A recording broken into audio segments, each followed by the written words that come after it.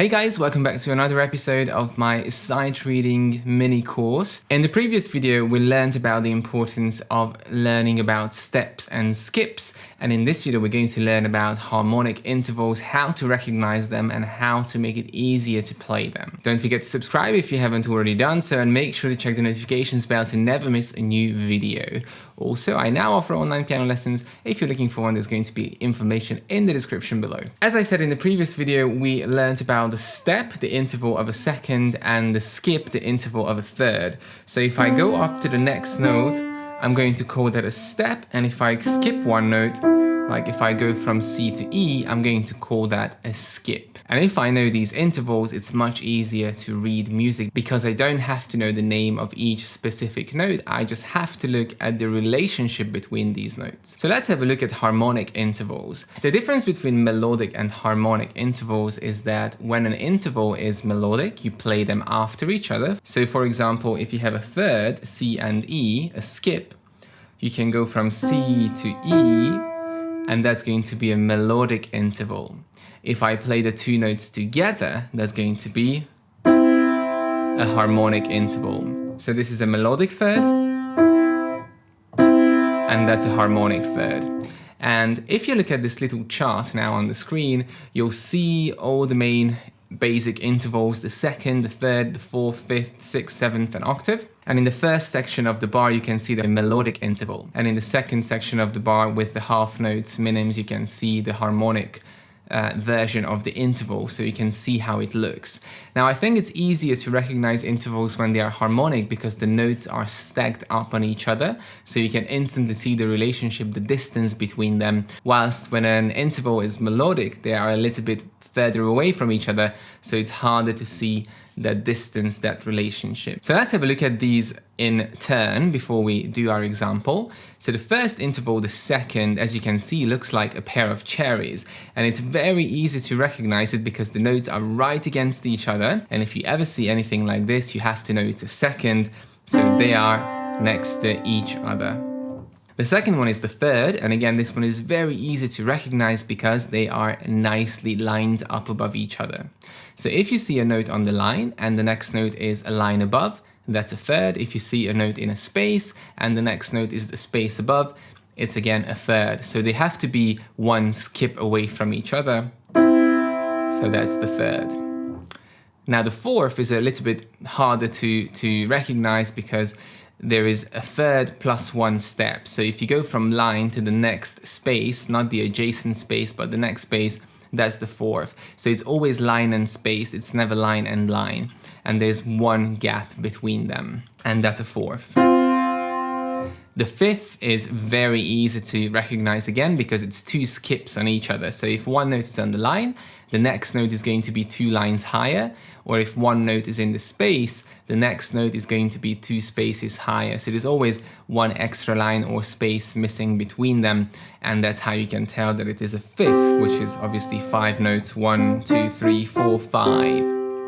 The sixth is a little bit harder again, and the seventh because they are further away from each other, so you have to kind of memorize that distance, that shape, which takes time and practice. And the octave, again, is 8 when you play the same two notes 8 notes apart.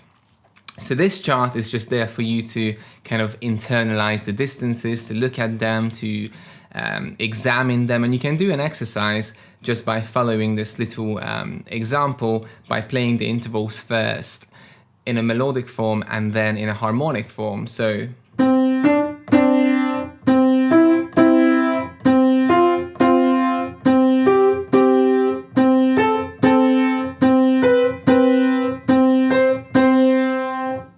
now, let's have a look at a real-life example. Here's a little song. Now, to make it simple, obviously, I didn't put any key signature or sharps and flats into it, just to kind of demonstrate the idea that I want to kind of put across here. So if you see this example, it has a lot of chords in both the right hand and the left hand, or let's call them harmonic intervals because it's only pairs of two notes, it's not three notes. And when I give this sheet music to a beginner, sometimes even intermediate students, this is what I see. So they start writing in every single note and every single double note, and the whole sheet music looks like a mess. And whilst there's nothing wrong about writing in the notes into the sheet music, it's completely unnecessary in this example. And I will show you why. So first of all, if we look at the right hand, we can see instantly that every single pair of notes is a third away from each other, a skip away, because they're all lined up perfectly above each other. So if I fix my fingers a skip away from each other, I know that all of these pairs of notes are going to be a skip away from each other. And what does that tell me? It tells me that if I know the bottom note, I don't need to know what the top note is, because I know it's going to be a skip above the bottom note. So for example, if I start playing the bottom note, which is a C-E, then I'm just going to look at the bottom line, nothing else, just the bottom melody of the right hand, so the C, C, D, E. And if I follow that, I'm going to keep my fingers a third apart from each other, so C, C, D, E, E, D, C, B, A, B, C, C, B, B. So I had no idea what the top note was, but because my two fingers were fixed on that interval, I could easily play the top notes without knowing what they are. Now this can be even more simplified. Remember from the first lesson when we were looking at steps, this entire melody here is made up of steps. So really all I need to know is just the first two notes, which is a C and an E.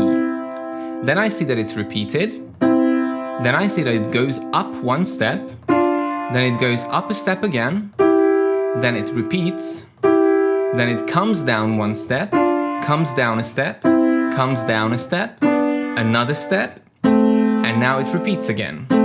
It goes up a step, it repeats, down a step, and repeats.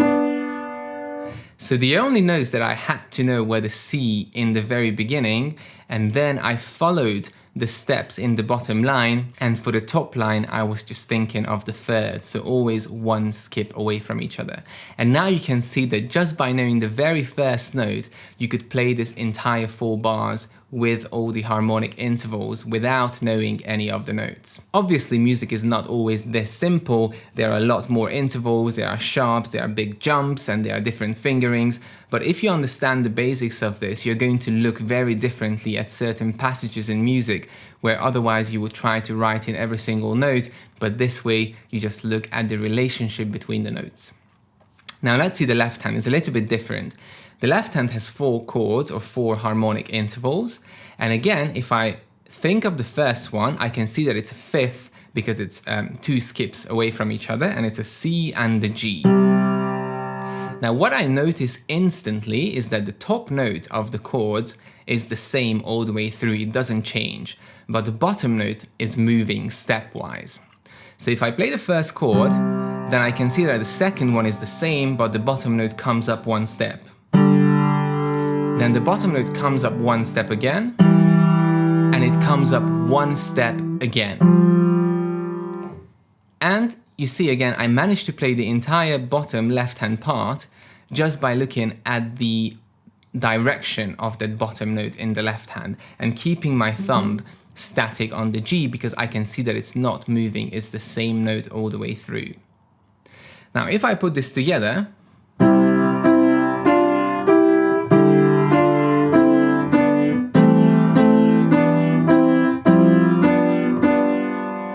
then you recognize it's kind of a slightly jazzified version of Ode to Joy.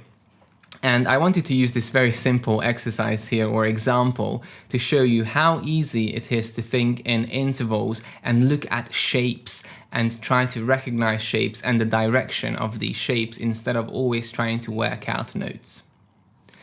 Now in the next lesson we're going to learn about 4 chords and how to recognize chord shapes, which is very similar to recognizing harmonic intervals, but we've got more than 2 notes in a chord, so it requires a little bit more practice and a little bit more experience when recognizing them. I hope you found this helpful. If you have any questions about it, leave your questions in the comments below. Thank you very much for watching, and as always, subscribe for more.